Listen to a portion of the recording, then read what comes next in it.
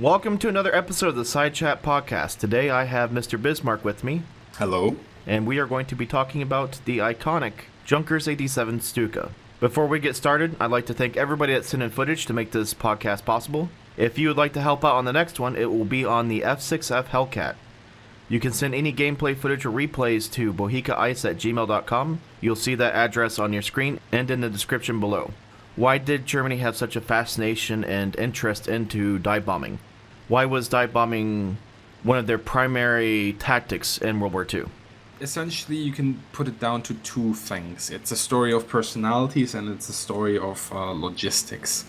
So most people will be familiar with the story of course, Ernst Udet going over to America, seeing a Goose Hawk at an aerial show, and being completely unarmored with the aircraft. He finds out that he can buy one for a relatively good price.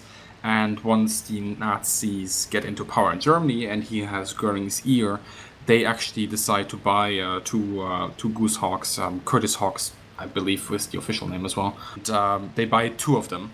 And they obviously also make trials in Germany. One of them gets lost on the first flight, probably engine problem, and Ernst Udet, who is flying it, has to bail out. And then he makes a successful dive presentation with the second one. So I've heard a couple different stories about this. In mainstream, I guess, American history and most English historians, you're going to hear that as the primary belief of where the Germans got the idea and kind of learned of dive bombing. Basically, any source that talks about this is an American source.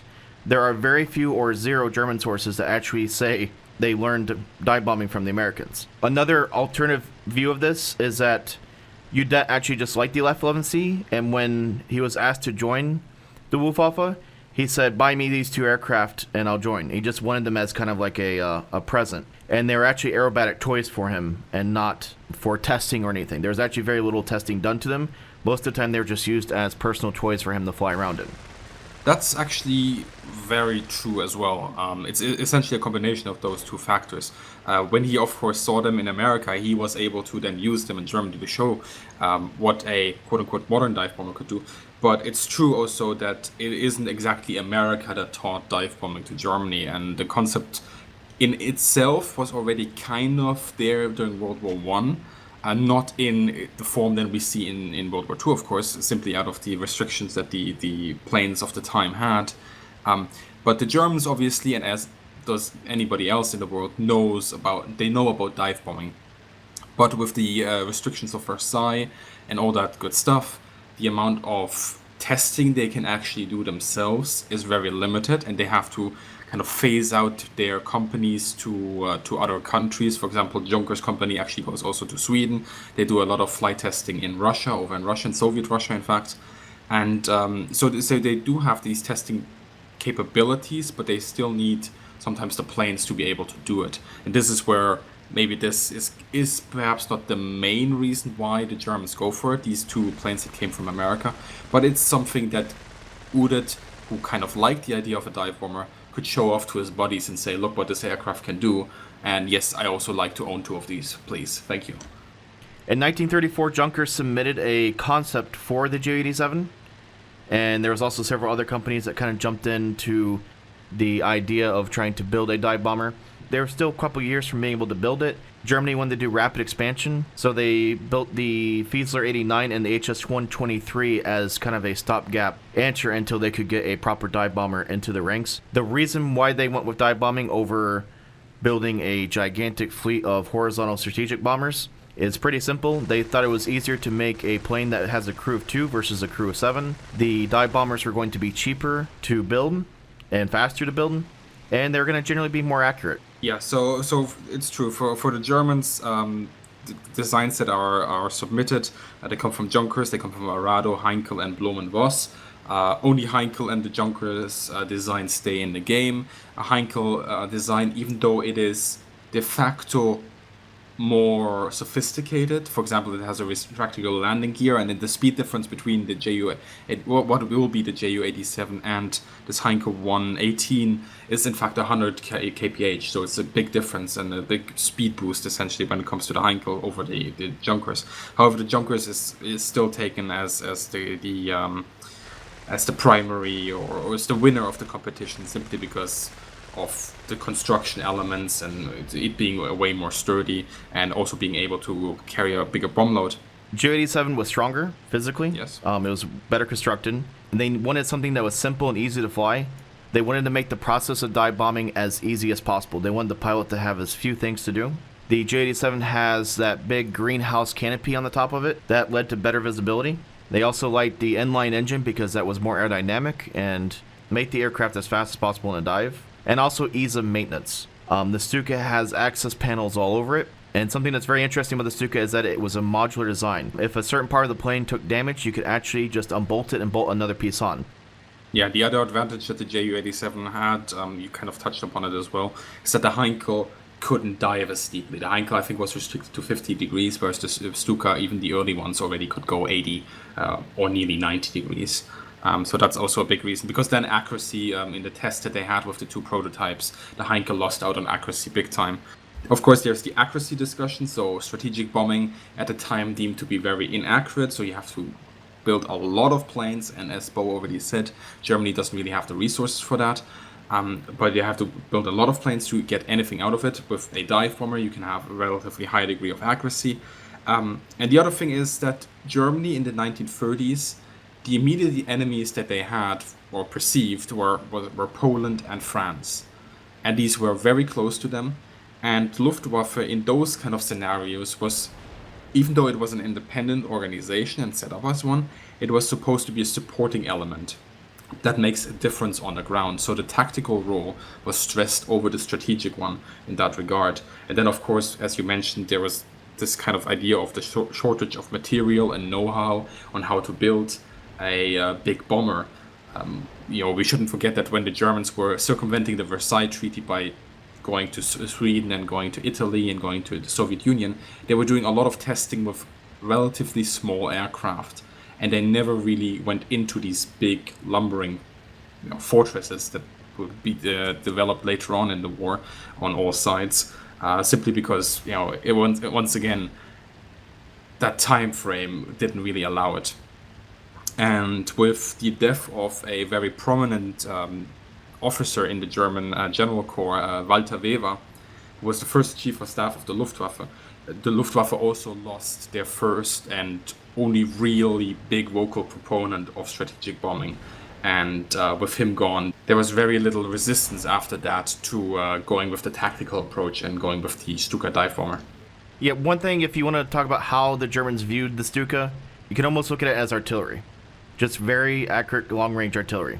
That's pretty much it. Although it's interesting that the initial perspectives were, also because of what kind of aircraft they had available at the time, were that the Henshu 123s, for example, would engage the immediate frontline elements of the enemy, whereas the Stuka would be, let's say, 10 to 20 kilometers inland and attack the hinterland.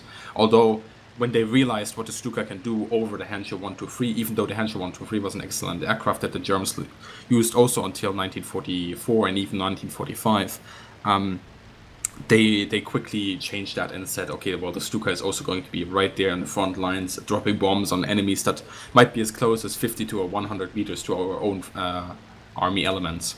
So let's take a step back. Ju-87 first flew in 1935. And we're not going to get too deep into prototypes and development because it goes all over the place. Different engines, different superchargers, different designs. At one point, the Stuka had two tails. There was an opponent to the Stuka that had two engines. Every design you can almost think of, it probably existed between Junkers and a couple other companies.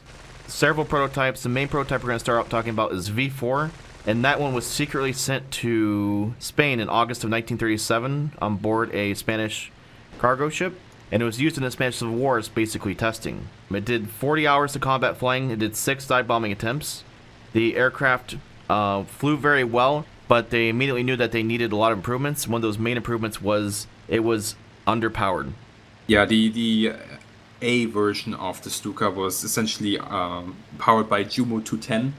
And depending on which version you had around 650 to 700 horsepower, which was not enough. In fact, in that early point, the Stuka only had a central mounted bomb and generally a 250 bomb. And with a 500 kilogram bomb, the Germans noticed they could not take off if, for example, the defensive gunner in the back was still in there, so he had to leave the aircraft in order for the aircraft to take off. At least that was a security precaution that they had, because it was that underpowered. And the missions that the Stuka flew in Spain, overall, like Bo said, the pilots saw the potential, but they were not happy with the aircraft, and nearly everything comes down to it being completely underpowered. Later on, there would also be a very select number, I think it was 5 maximum, of Bertars. So that's the B version sent to Spain, but that was very late. And overall, the Stuka has absolutely no impact on the developments in Spain on the war side of things. Yeah, basically they just use Spain as a testing ground for the Stuka, V5, V6, etc., etc., etc., into the A models, and certain A models went to Spain. They sent a model down there, tested it, figured out what they didn't like, brought it back, sent another one down there. It was basically beta testing for an aircraft. Yeah, it was relatively safe combat conditions as well, so it was a perfect testing ground. The first mass-produced production model is going to be the Ju-87B.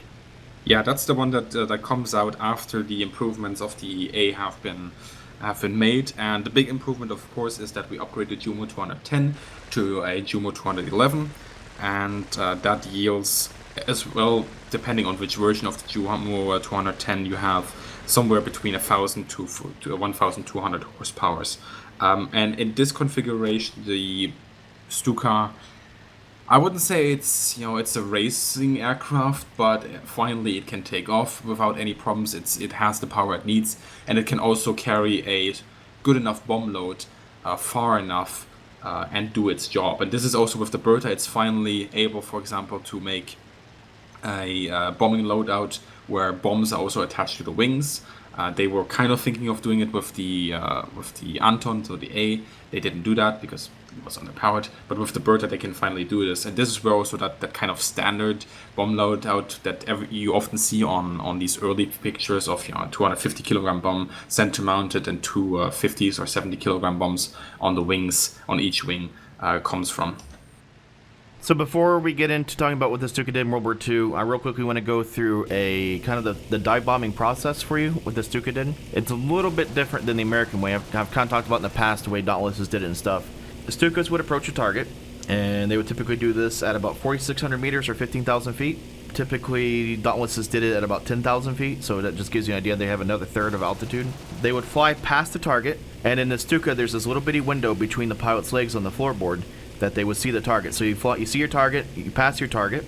You can either basically dive straight down or you can roll and dive. It was up to the pilot, it didn't really matter. You would extend your dive brakes, you would set your trim tabs, you would pull the throttle all the way back, you begin your dive, and typically you dive between 70 to 80 degrees. The air brakes were able to hold the aircraft to about 500 to 600 kilometers an hour, and then you had a preset warning light that would come on at a certain altitude, and that would tell you when to drop your bomb. The bomb release button was actually on the flight stick or on the control stick, and then once the bomb is released, you would either do a manual pull-up or the Stuka had this function where it had a automatic pull-up. Yeah, if you want to use the automatic dive recovery system, you essentially repeat all the steps that Bo said just until you start your dive, and there you kind of set your preset drop altitude, and you would go into your dive. You would aim right for the target, and you aim at it as you would usually do. You have this buzzing sound in your earphones, and it goes on and on and on, and suddenly it stops, and the pullout is initiated, the bomb is dropped, and hopefully you'll hit the target. You pull up, of course, after you drop your bomb, open the throttle, open your coolant flaps, and then they would rendezvous with other Stukas in a preset point, and then they would fly home. They usually didn't stick around the target. Usually when you hit the target, you got out of there because you had no altitude. The Stuka did not have the ability to climb back up to a certain amount of feet. Once you were done with your dive, you were low and very vulnerable. The next thing I want to touch on is a story that I heard many, many years ago, and when I first heard it, I said, there's no way that's possible. Then I heard it from some more people. I'm like, this must be just some internet myth. There's no way this happened. I've learned that it actually did happen. There was a kind of an infamous demonstration before the invasion of Poland, where they had 2 squadrons of Stukas demonstrate the capabilities of the dive bomber in front of a bunch of Army and Luftwaffe personnel. Pretty much the brass of the brass that you could find in Germany at that point. You had Richthofen there, who was very much against these Stukas until he was given command of pretty much all the Stukas. You had Kesselring, I think Goering was there as well. But anybody who was a name in Nazi Germany in the army was there. This was a big event. The Stukas took off from an airfield 70 miles away from where the demonstration was going to take place. During their flight, conditions of the bombing site clouds were noted at somewhere around 10,000 feet. While in the air, there was a ground mist and a fog that formed, and they were not notified during flight that conditions were changed. So when these two squadrons of Stukas came in for the demonstration, they couldn't see the ground. There was a pilot named Walter Siegel. He was one of the squadron leaders. He realized what was happening. He radioed to the other Stukas to abort and pull up. He was able to pull up himself around approximately 100 meters from the ground. 13 Stukas were not able to pull up, and 26 people died that day. So you had 13 Stukas smack into the ground in front of this demonstration. The automatic pull-up feature failed that many times, and then of course you had pilot error, and you had, I guess you call it flight controller error, and all kinds of error happened to say. This was a whole bunch of issues. Richthofen made them go back and do the same demonstration that afternoon with the Stukas that remained. He refused to just let it be. Yeah, I mean, Richthofen, by the way, if anybody's wondering, yes, he comes off the family of the World War I ace, not the same Richthofen, of course. And he did indeed, he saw this demonstration and he said, you know, first of all, he was against the Stukas, but then he said, okay, well, this failed, obviously, we'll have to do it again, reset the whole thing. And the demonstration... The same day with the survivors. With the survivors of the first flight, and then, of course, other pilots that had to come in and step in. And luckily for the second drop, everything went fine. And the demonstration was deemed a success, you could say. But yeah, it's definitely not something that you would like to repeat if you were a Stuka pilot on that day and you heard about what happened. And but yeah, that kind of shows you that they still wanted to see what a Stuka could do, and that this kind of accident didn't really stop them. They were also doing testing on floating targets at sea, and the automatic pull-up feature was failing there as well. They had several Stukas that went into the water. And I guess at that time it was kind of noted that you should probably do manual pull-ups for a while until Junkers was able to sort out the issue. Eventually the automatic pull-up feature worked pretty flawlessly, but at the start it was pretty, you're kind of putting your life in its hands. Early on, with it being really new tech, I don't have exact statistics on it, but there were many failures, and overall I think the one reason why Siegel actually survived that day is because he himself didn't use it. I'm not quite sure about the other Stukas, if they used it or how many of them used it. Using it, yeah, it's possible that it's half and half, that it worked and that it didn't, but I don't have any exact numbers on it. So the first time the Stuka probably saw real action was in Poland. The very first mission that the Stuka had in Poland was at 4:40 a.m. on September 1st, 1939. The Stuka was assigned to a mission where they were going to prevent the Polish from blowing up 2 railway trestles. The Polish defenders had already pre-wired 2 railway bridges that the Germans were going to need to ferry troops in. The Germans already had supplies and armored trains and everything ready to go. And the Polish had these 2 bridges wired up, and then I believe the control center for that nation was at a rail station. And the plan for the Stukas is that they were going to go in, and they were going to blow up the wires that were running alongside the railway track. It was far easier to replace railway tracks than it was to replace a railway bridge. The Stukas were able to hit both wires, they disabled it. When the Germans attacked, the Polish defenders were able to buy enough time to fix one of the wires, and they were able to take down one of the railway bridges. The other bridge was able to stay up. Yeah, it should also be noted that this was a surprise attack in the morning before the army advanced, so to not alert these controllers, the detonation controllers, and to get them before they noticed what was going on. Now in Poland, the Germans are always kind of thought of coming in with this big air force and destroying everything on the ground. Stukas were just wrapping up kills left, right, and center. In reality, the Germans didn't actually have that many Stukas at this moment in time.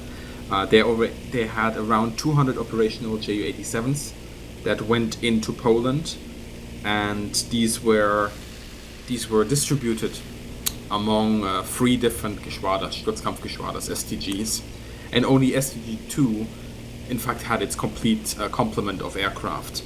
So there was a lack of Stukas at this point, but still they went in there and they started to harass the Poles, attack specific fortified installations, tried to hit the Polish Air Force while it was still on the ground. That was kind of a mixed bag of not really that successful, but also not really that much of a bust.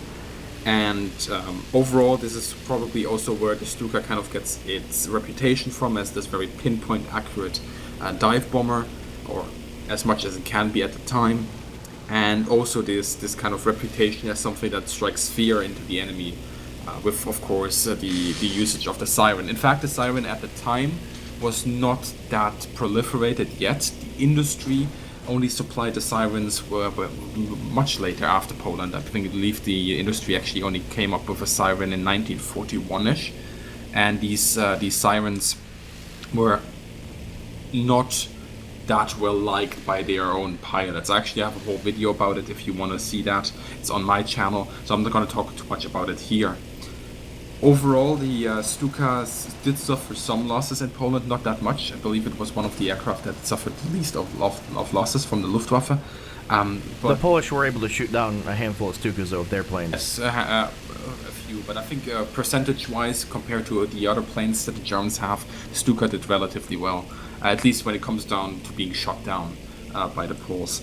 But yeah, they didn't go into Poland with this huge, massive force of Stukas. They only had around 200 operational ones at the time. I think it was 282 total, and only like 210 flew.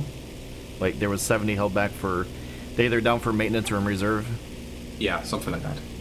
And then from there, I real quickly want to touch on the Ju-87C. You probably maybe never heard of that. That was actually a carrier version of the Stuka.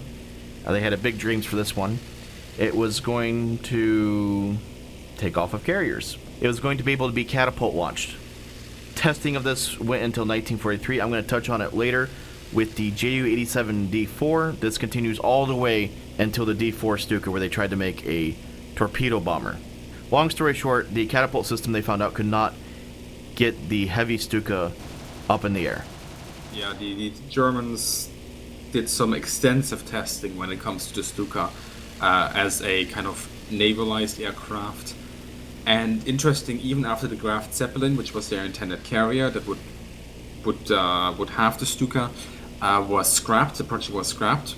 The testing still continued, and obviously it was then the Graf Zeppelin project was revived a little bit later on for a couple of weeks, but the testing continued throughout this phase, and they always tried to find a way of getting a navalized Stuka out there, even though they had no immediate need for it. But I guess they kept something in their back pocket in case it was ever needed. So from the Ju-87B variants, next came up the Ju-87R. Yeah, the R was essentially a Stuka. It was very similar to the B. It was only meant to have further range, so it had extra tanks, fuel tanks on the wings, 300 liters roughly. And with a 250 kilogram bomb, it had a range of roughly 1,400 to 1,500 kilometers. This was a huge range increase for the Stuka, nearly 3 times in fact. So some of the Stukas, especially once we talk about France, they had a range of roughly 500 kilometers, and this is quite substantial for the Stuka. Obviously, not as big of a bomb load, but some bombs better than no bombs. The Stuka saw extensive service in Norway. One thing people may not realize about the Stuka was that it had a lot of success bombing ships. When the fighting occurred in Norway, the poor ships that were there were stuck in the forts, and they couldn't really maneuver left or right. They had to stay straight, which made them a really, really easy target. Anything I'd say, let's say between a heavy or light cruiser, anything smaller, your troop carriers, your merchant vessels, anything like that, had no type of vertical armament, only horizontal guns if they had any, and were just kind of sitting ducks for these things. Yeah, the Germans went into Norway and Denmark and Norway with STG-1, so they only sent 1 Geschwader.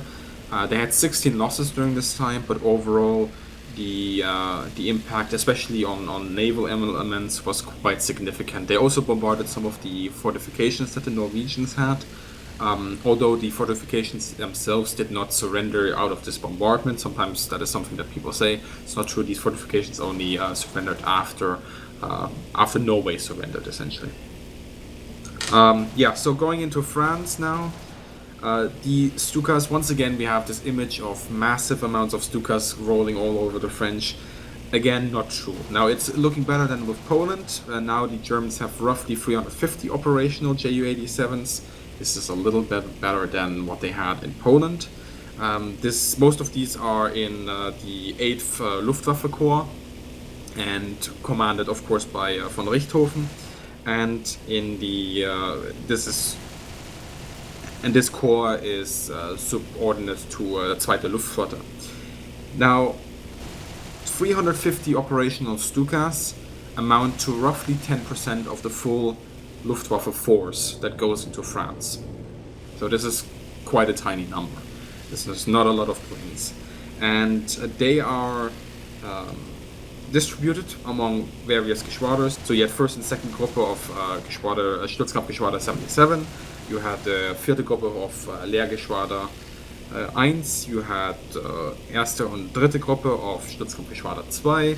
And you had... I'm glad you're here because I can't pronounce any of this. Yeah, and you had dritte Gruppe of Stutzkampfgeschwader. Well, there goes my pronunciation. Stutzkampfgeschwader 51. And the only Stuka Geschwader that doesn't take part in the invasion of France is STG-1 because they're still up in Norway. So that gives you kind of an idea that even though the Germans essentially put all their Stuka eggs in one basket, there's not a lot of Stukas to go around.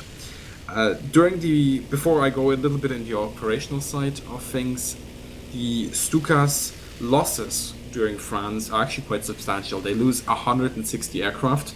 40 of those can, I believe, be repaired and they see operational service afterwards. But 160 out of a starting 350, that's quite a significant number. That's nearly 50%.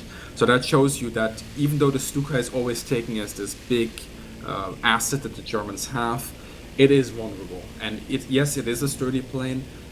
Yes, it can get a lot of bombs on a pinpoint target, but a lot of losses are also suffered. And in fact, you could go as far as to say that the Stuka itself as a platform was pretty much starting to show its age even by the Battle of France. Everybody kind of points at the Battle of Britain of where the Stuka really suffered. No, in the Battle of France, it is already evident to the people that kind of see what is going on. However, as long as the Germans do have air superiority during the Battle of France, that's a kind of thing, give or take. It really depends on the local French forces that are there, more so than it depends on the Germans, whether they can achieve air superiority or not. But these losses do speak quite a... But these losses show you that it wasn't just a cakewalk. Now, with the Battle of France, this kind of concept of flying artillery really takes off. So Stukas would fly, or Stuka Geschwaders would fly a lot of missions. Each day, they would just take off in the morning, have their full fuel load, have their full bomb complement. They would fly to either a designated target that they already have, or they would just take off and wait for one of the ground commanders to call them in. And this is where we go back to this initial concept that we talked about of the Luftwaffe being a supporting element of the army. Now, during the Battle of France, we see a lot of this. Again, the Luftwaffe is an independent force, but in the tactical role, it is really a supporting element for the army. It has its own independence in selecting targets as well. It does that.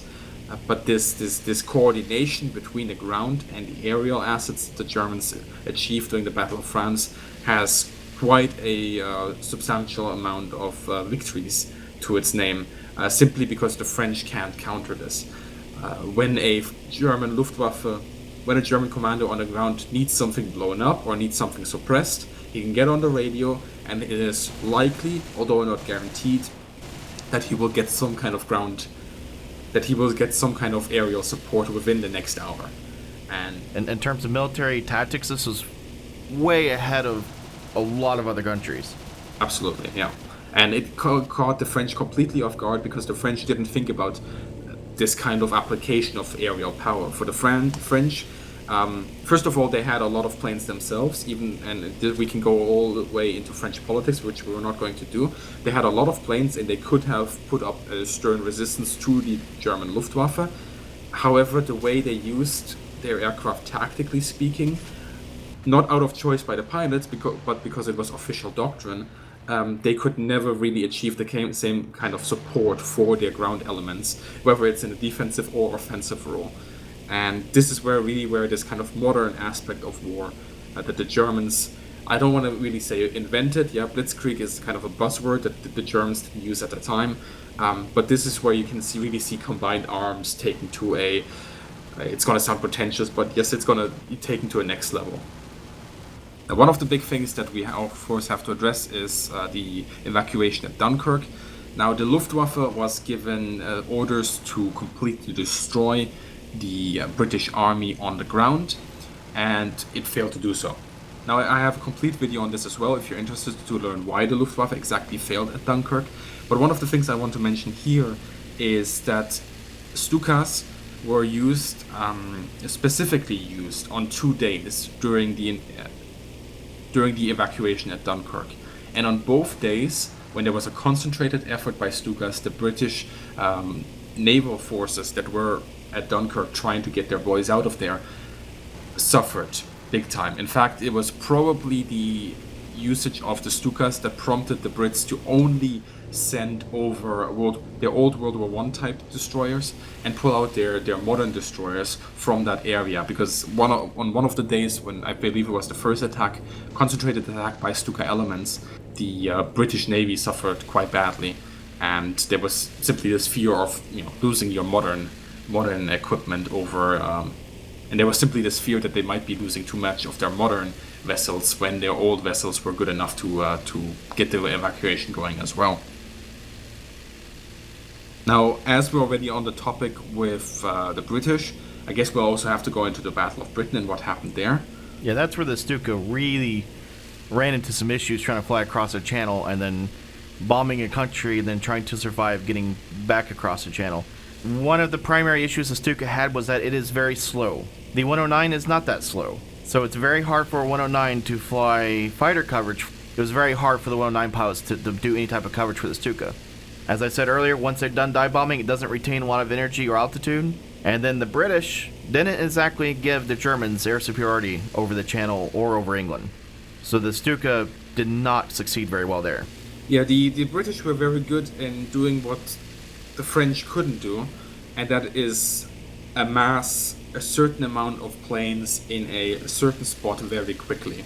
The French never really were able to do that, not because they didn't have the plane or the pilots that were willing to do it, but because they weren't set up for that kind of stuff. The British could do this, so they could respond very quickly to a German incoming attack, whether it's Stukas or anything else, and they could very rapidly respond and obviously attack these elements before, during, and after the bomb drop. When the Germans go into the Battle of Britain, we can talk about the starting date, but for the Stukas, August 1940 is kind of the big date, and when they go in, have a lot of losses, and they're immediately essentially pulled out and said, okay, we can't send our Stukas over there anymore. Now, the Germans have only just defeated France. The Luftwaffe, during the whole invasion of France, loses around a third of all of its aircraft. The pilots are given a maximum of 2 or 3 weeks of rest, and some of them aren't given any rest at all. And the Battle of France is over, and the Battle of Britain has begun, and for the Germans that's as true as for the British. And they immediately send off elements in the Channel, and for some days and some weeks they kind of achieve local aerial superiority among parts of the Channel, but once you go inland over England, it's a completely different picture. And this is of course very early on. Later on, with the response of the RAF, it looks very different. But this also means that with absolutely no rest given to these Sturzkampfgeschwaders with the Ju-87s, they are physically tired, they are mentally tired, and their equipment is roughed up big time. In fact, like I said, when they went into France, 350 operational Ju-87s. When they go in In August 1940, when they go towards England, around 300 Ju-87s are operational, so less than when they go into France. And this is actually the first time they really have an aerial battle of the proportion that nobody has ever seen before. So less planes, tired pilots, tired equipment, and it's a recipe for disaster. Considering also this Stuka, and we touched upon this earlier, is essentially showing its age, not just as like I said, as an operational equipment that has seen a lot of stress, but also from a design perspective. I do want to touch on something real quickly, though. The Stuka was actually very deceptively maneuverable. There was actually some Stuka aces and some Stuka air-to-air kills with this aircraft, and it was able to actually defensively fly. I know we're kind of bashing on it here a bit for its issues, but it was actually relatively able to do some type of maneuvers and some type of defensive and offensive maneuvers. Yeah, the Stuka did two things really well. First of all, it dropped its bombs really well, and it was this kind of platform that the Germans needed in a tactical role. And defensively speaking, it had a very tight turn as well, so it could evade the enemy. Obviously, the problem is that if you keep on turning, the situation doesn't really change for you. The enemy can still keep on attacking you. Now, there are stories of, for example, Stuka pilots shooting down Spitfires because the Stuka turns better than the Spitfires at certain speeds. But overall, it also being able to sustain damage probably saved the Stuka a little bit more. Also because the RAF was still using complete 303 setups without a mixed armament of 20 mils. Because if the 20 mils would have been in during the Battle of Britain, the Stukas would probably have suffered even more. Now, it's true, we're not trying to bash the Stuka here. The tactical qualities of the Stukas are astounding for the time that we're talking about. But as a design perspective, it must be admitted that the Stuka is really starting to show its age. And it even did so already kind of in Poland, definitely in France, and undeniably in during the Battle of Britain. The reason why it wasn't pulled out of the Luftwaffe service, we're going to go into that later, but it's also because of what happens in other parts of the war, in other areas of the war, where the Stuka suddenly shines again, and the Germans kind of forget of the losses they had before and the price they paid with the Stukas. Yeah, during North Africa and the Battle of Malta, the Stuka did extremely well, especially once again as a naval bomber. They hit a British aircraft carrier extremely hard. They also helped keep the British Navy away from Malta itself. They raised hell in the Mediterranean Sea. Yeah, especially initially when they were sent there. Now, the Italians already had a couple of Stukas that they got from the Germans. I believe, all in all, they got roughly 100 Stukas during the war. But during the winter 1940-1941, when the German elements were sent to the Mediterranean, their initial impact is very significant. Like you said, they hit a British aircraft carrier. It didn't sink. It was hit very hard, and it's actually a surprise that it didn't sink. But their initial impact is quite significant. The problem here is only that if you, for example, attack Malta and you get hit, the chances of getting back, especially if you have a coolant leak or a fuel leak, are very slim. The distance from Malta to Sicily it's not huge, but it's substantial in the way that your engine being hit could mean that you have to essentially ditch in the ocean and you won't be able to get back. And Stuka pilots that were sent there, they've been through Poland, they've been through France, they've been involved in the Battle of Britain. These are very experienced pilots. They know what they're doing when they're dropping the bombs. That's why they're hitting the Allied shipping so hard in the area. But they're starting to lose these pilots, and they're bleeding out, and it's really a war of attrition at this point that very quickly sets in. And the initial impact that the Germans have is high, but they also realize, wait a minute, we are bleeding out here fairly quickly, and we have to pull our own Stuka elements back from Malta and the Mediterranean. Well, they might have done that, but then they started the invasion of Russia. Operation Barbarossa kicked off, and this is probably where you can say Blitzkrieg was perfected. They had 334 Stukas available for the invasion of Russia. Only 233 of those were actually operational. In the first 18 hours of combat, nearly 1,800 Soviet aircraft were totaled on 11 airfields. Only 20 German aircraft lost. 15 of those were due to accidents. Only one of them being a Stuka.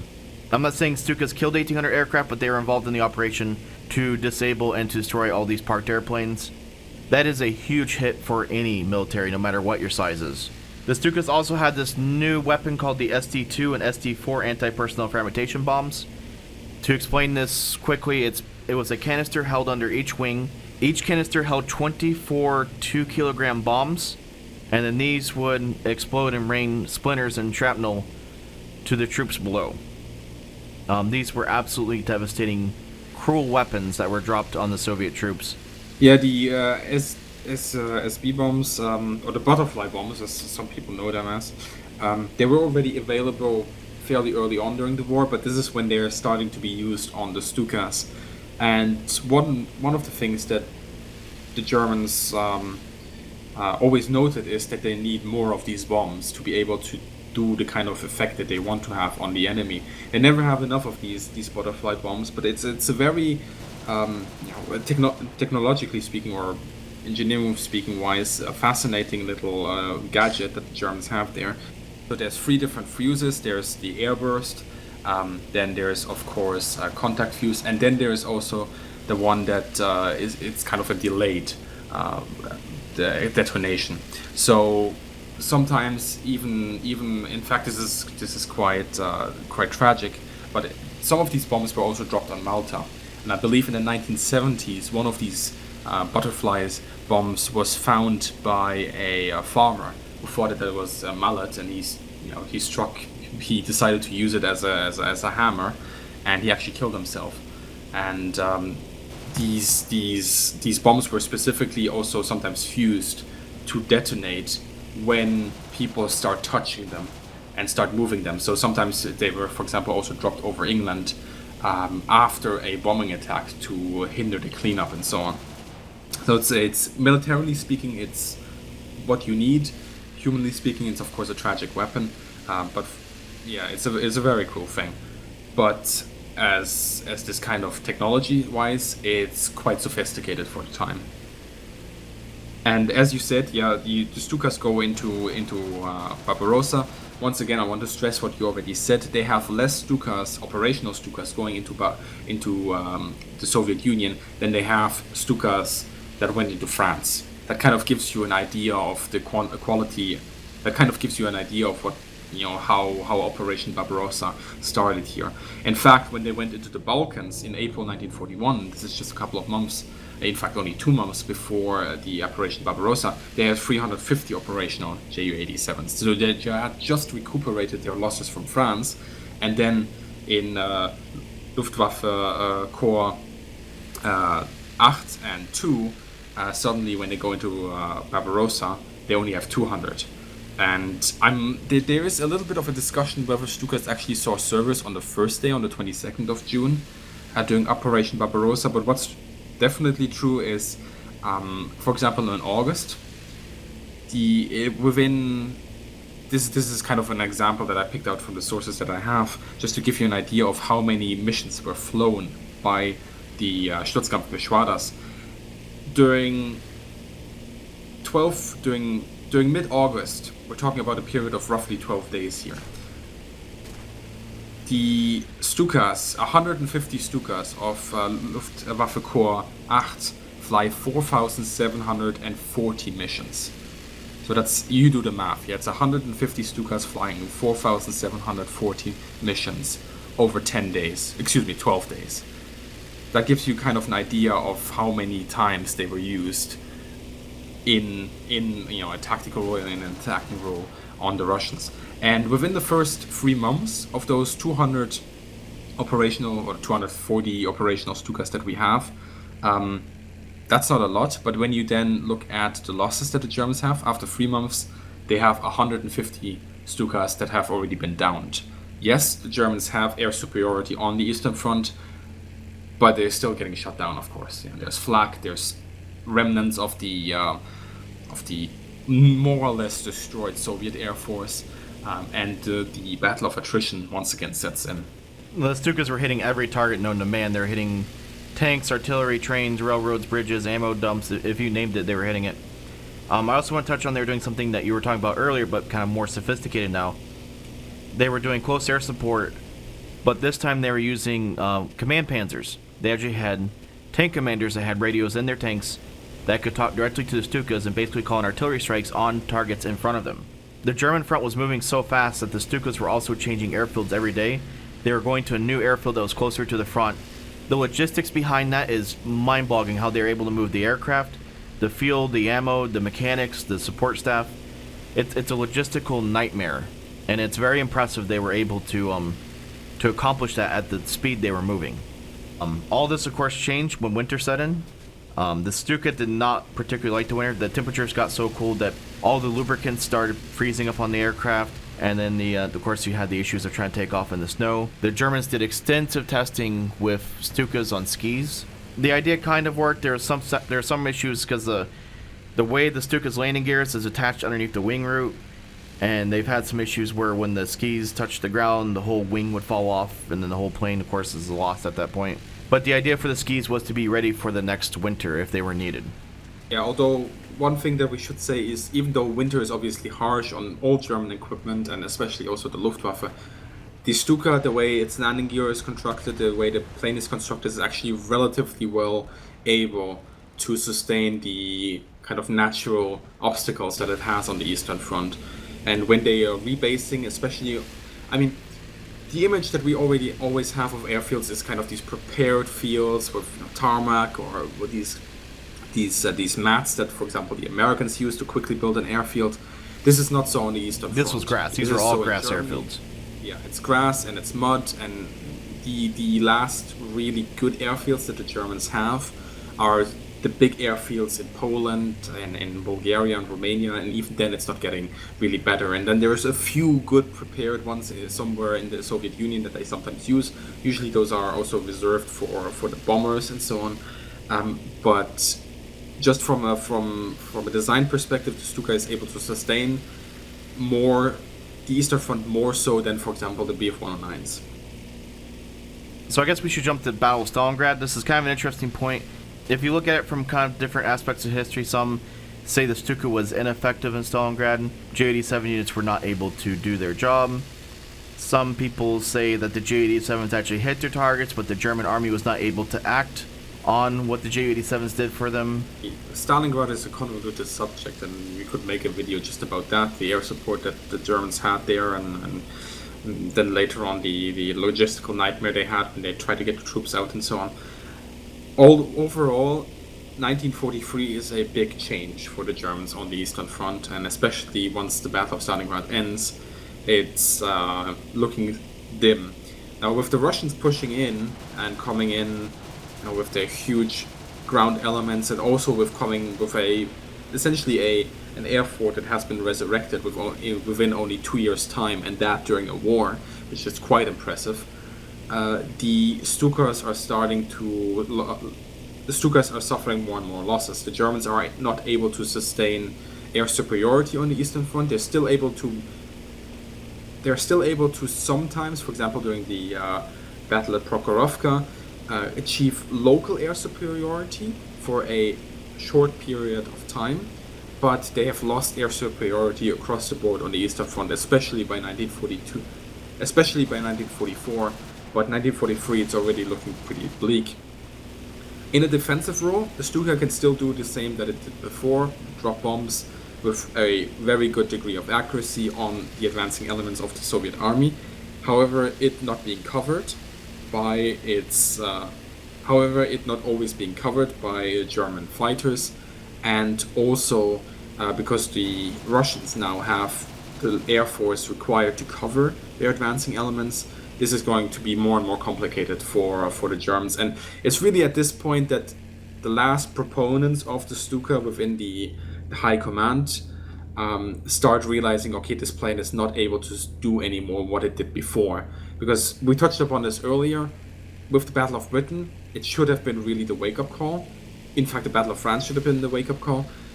But with the success that the Stuka saw, for example, in the Balkans, and early on in Operation Barbarossa, a lot of these kind of bad things that happened get completely ignored, and they said, okay, the Stuka is back and it's doing its job, and we don't really need a replacement.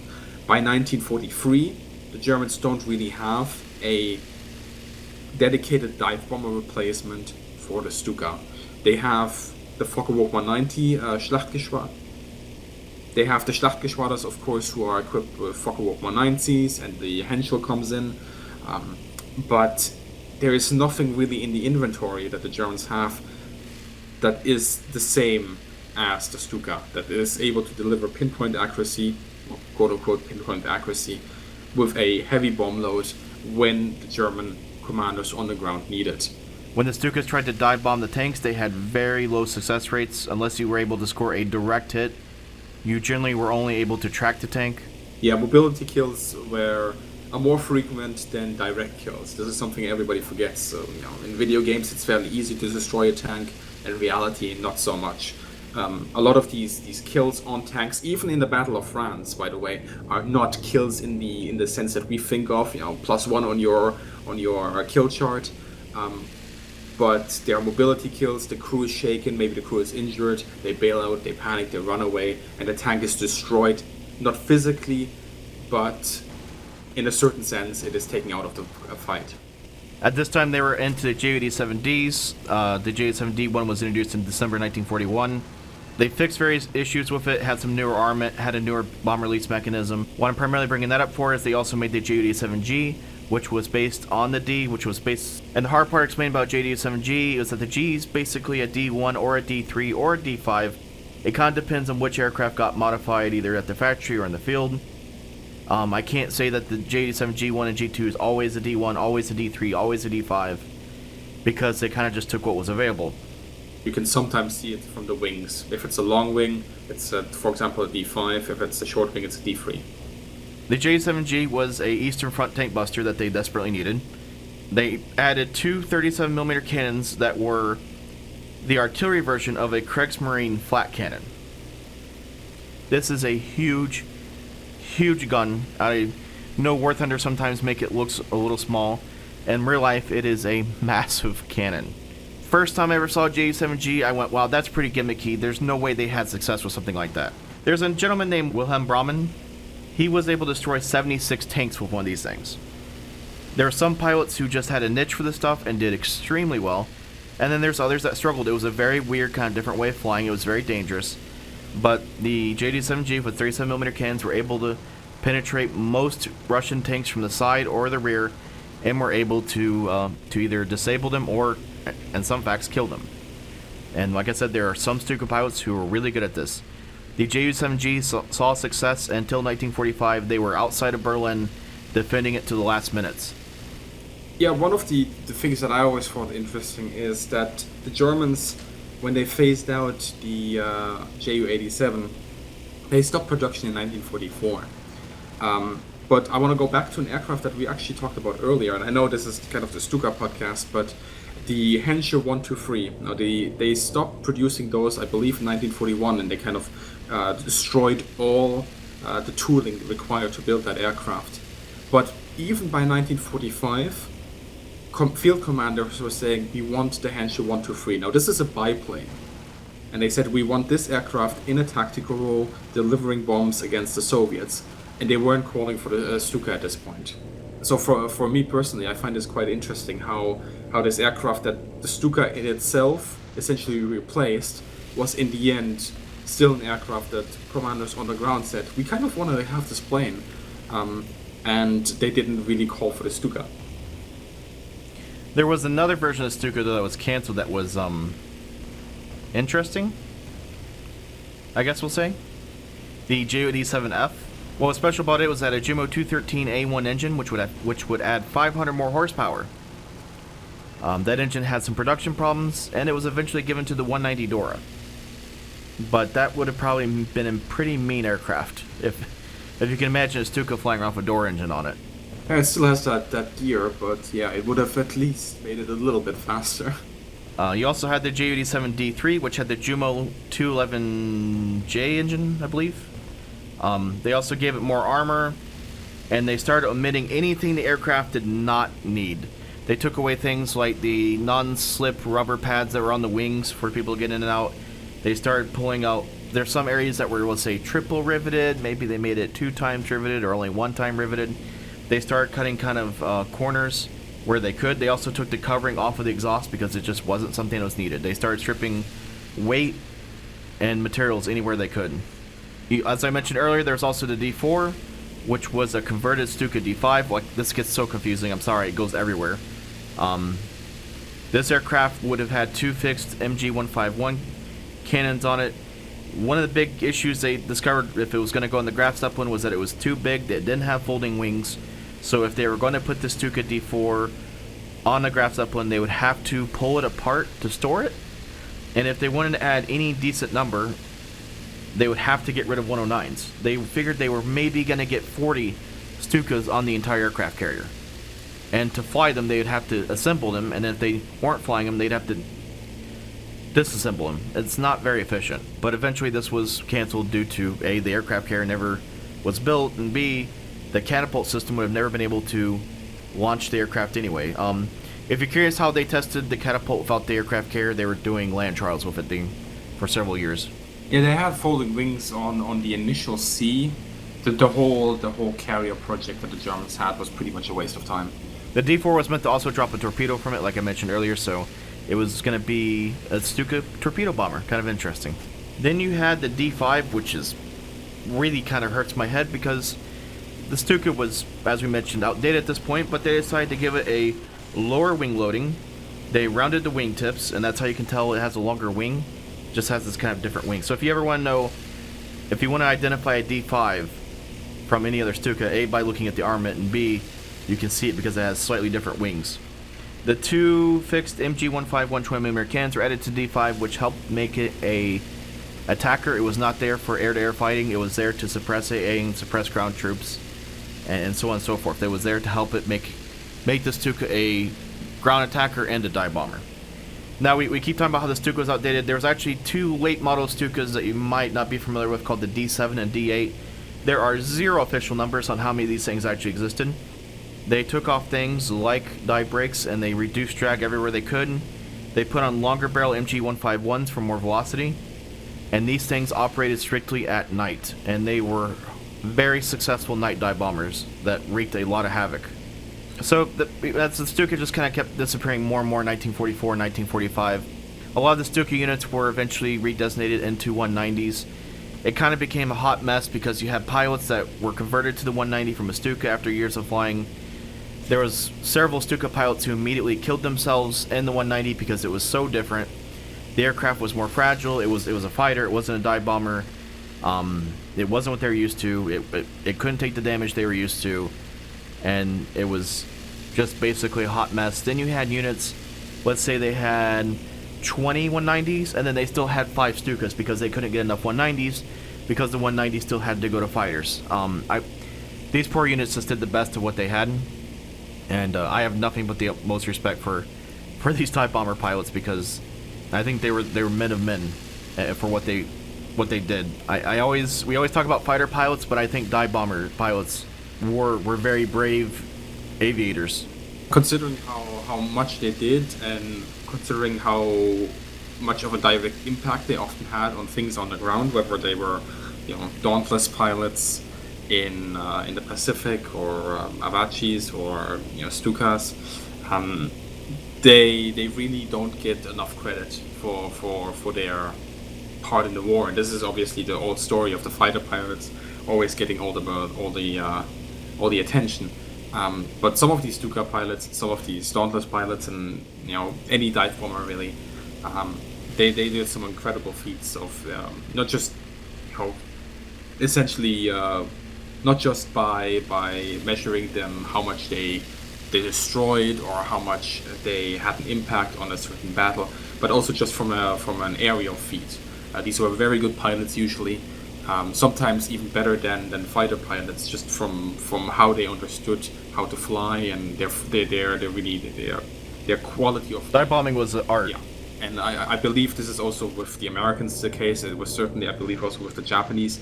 But the Germans had very high standards when it came to being a Stuka pilot. In fact, it was easier being a fighter pilot from a training perspective than a Stuka pilot. You had to get a whole bunch of extra certificates only to be allowed to be a Stuka pilot. So thank you for joining us for today. Once again, if you want to help out with the next podcast, it'll be on the F6F Hellcat. All replays will be very welcome. Thank you to everybody who helped out with this one. And thank you for listening. This is Bismarck and Bo saying, have a good day. Thank you very much for being here. Goodbye.